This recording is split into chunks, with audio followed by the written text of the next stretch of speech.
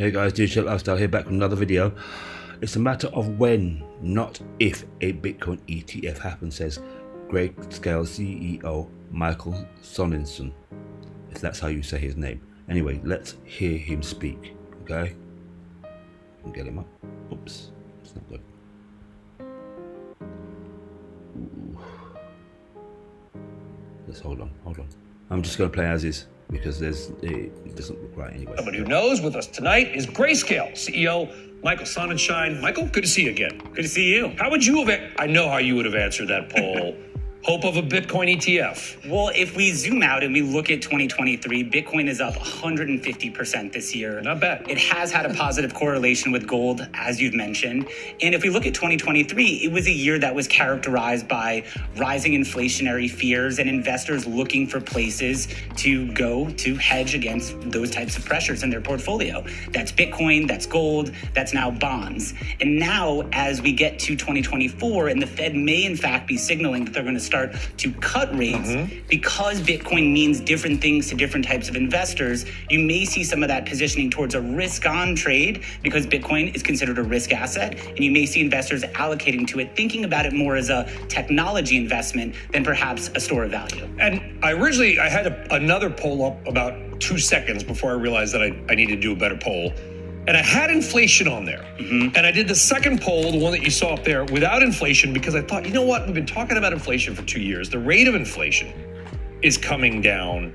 And so I just can't imagine a lot of people are suddenly discovering this as an inflation hedge, which is why I pulled it off. What do you think about that? No, I think that makes complete sense. I think in times like we find ourselves in now, where there's geopolitical tensions and unrest, we have historically seen investors flock to assets like Bitcoin. And so it's no surprise to see that outperformance again in this year as well. But also, one of your other parts of your poll was the hopes of a Bitcoin ETF coming to market. Do you know anybody that would like to have a Bitcoin ETF? Well, as you know, the Grayscale Bitcoin Trust. There was an article in CNBC Pro today that people that were cited said they were very optimistic that a Bitcoin ETF would be approved in early 2024.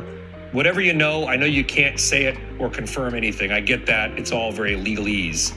But are you optimistic we will get one? I am optimistic that we will get one. As you know, we want. But you've been optimistic for a few years. Well, because we've been working on it for years, and that's our number one priority, right? We won our court case against the SEC this summer. We've continued to have really positive, really constructive engagement with the SEC, and it remains a matter of when, not a matter of if. And we have You're that confident, the when, not the if. I am that confident. We have investors in all 50 states. Grayscale Bitcoin Trust is the largest Bitcoin investment vehicle in the world. It's been around for 10 years. Investors have been very patiently waiting for this day to come. And it's probably, and I hope you would agree with this, if not, tell me, that this is probably the closest thing we have to a Bitcoin ETF, correct? And yet you still trade at a discount to Bitcoin. Now the discount has narrowed, hopefully, as we get the optimism, but why does it trade at a discount to Bitcoin? Well, so because GBTC today is not an ETF, it doesn't have that embedded creation redemption mechanism that would allow the shares to be kept in line with its net asset value. And so the fund has traded at premiums and now trades at discounts. Just like a closed-end bond fund might. Exactly. But what you have seen over the course of 2023 with this growing optimism about GBTC's uplisting and investors wanting to participate in Bitcoin in a way that's regulated, familiar, and accessible, they've been able to allocate to GBTC the products right there in the market for them to put alongside their other investments. And you have seen that discount narrow as we've gotten closer and closer to the end of the year. Can you, in plain English, listen, I know the SEC has not been like the fastest mover in history on a lot of things. And to be fair, there's a lot of things you don't want them to be fast on because they're the SEC and they want to get it right. I know there's been some fighting between the CFTC and the SEC over who really regulates Bitcoin as well. And I also know that a lot of the federal workforce has never come back to the office. There's a lot of remote work. I bring all this up because I would like your take on why it has taken so long. I can only point to the SEC denials and commentary, and that really has focused in on their lack of comfort with the underlying Bitcoin market. for many of us in the crypto industry and the asset management industry, we've really looked at the approval of Bitcoin futures and Bitcoin futures ETFs as really a signal of the SEC becoming comfortable with that underlying market, since the futures are a derivative of that underlying spot market. But now it's really a market that's matured. It's a very different looking spot Bitcoin market than it was when we first applied for Bitcoin ETF. And that's again why we have the optimism that we do, that this is a matter of when, not a matter of I tell you. Right, you're hearing it there. Right, so he's looking at the ETF coming soon. So that's a good thing. Look, I've got another clip to play you. So let me go and get that. Now you're going to hear why banks need a new technology stack, because the old, quite frankly, the old system's old. It's slow. It's broken. Trade finance is TradFi is broken. Traditional finance is basically, it's not working anymore. You're hearing I think it was 60 credit unions, I think I spoke about it yesterday, that had ransomware attacks. That story where multiple deposit layers across US banks linked to HGH system error. The system is old. You're hearing about a stock future crisis, a BIS, and I played this, I showed you guys this stuff the other day, yesterday I think it was. Look, the system is broken. Banks need a new technology stack when they look at digital assets. The existing stack is not really fit for purpose because this is all about managing private keys in a secure way and interacting with them in a secure way. So we've been in this space since 2015, worked with clients such as DBS here in Singapore, the Digital Asset Exchange, UBP in Philippines, one of the more innovative banks in Asia, but we work with the likes of Citibank, BNP, SocGen, BBVA, StanChart, all around enabling them to build a digital asset offering in whatever form that might be, or around cryptocurrencies. Ideally, that's the easiest to go to market with, but what we see from every client is really around digital assets. Things like stablecoins seem to be the killer app now, right? I think Peter Johnson from Brevin Howard put out a report in August about the inexorable rise of stablecoins.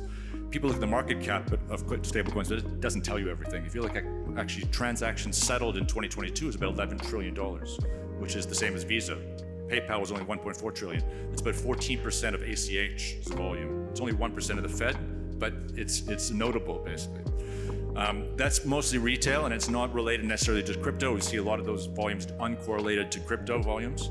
So I think there's a use case there that the banks are looking at, and I think the exciting space for the banks to actually look at, what's the easiest go to market, is probably around some form of tokenized deposit or stablecoin, a settlement leg.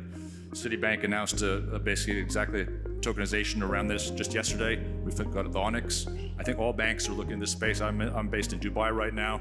Every bank wants to know basically how to launch their own stablecoin, or it's a topic they're looking at very much, because there's a lot of efficiencies. Just the simple 24/7, 365 netting on all the time is a huge uplift from banks, which aren't even mostly open the majority of the day, basically, right? So the settlement period, I think there's a lot of easy go-to-market in that one compared to launching equity, for example, on chain, which is still a long way down the road. Now you're going to hear Brad Garlinghouse speak about how you could tokenize property, and this was at Davos. What they do, Davos, that big boys club. Anyway, he says here as well, he was speaking to a prime minister. He didn't say which one, but he did go on to say about tokenizing property and how that would be on the blockchain. I think it applies to government services. I met today with the prime minister of a country, and they're very excited about using blockchain for land registry. Think about the title insurance business. So inefficient. Big intermediary, they take a lot of value. If we had blockchain-based title management of ownership of who owns which property, arguably title insurance would change dramatically. That's a big industry to think about, again, for YPRs to think out into the horizon about what these technologies mean. And frankly, it's one of the reasons why I compare blockchain to the early days of the internet. I had the good fortune of coming out of business school in '97 as the internet was kind of, as we know it today, being birthed. Remember, 2001, 2002 was a really difficult, dark time in the internet space. I think the same thing applies in the blockchain world. You're seeing the birth of an industry that I think is going to have broad implications beyond just cross-border payments. And yes, you're going to see crypto winters as we're experiencing. But don't forget, Amazon almost went out of business in 2001.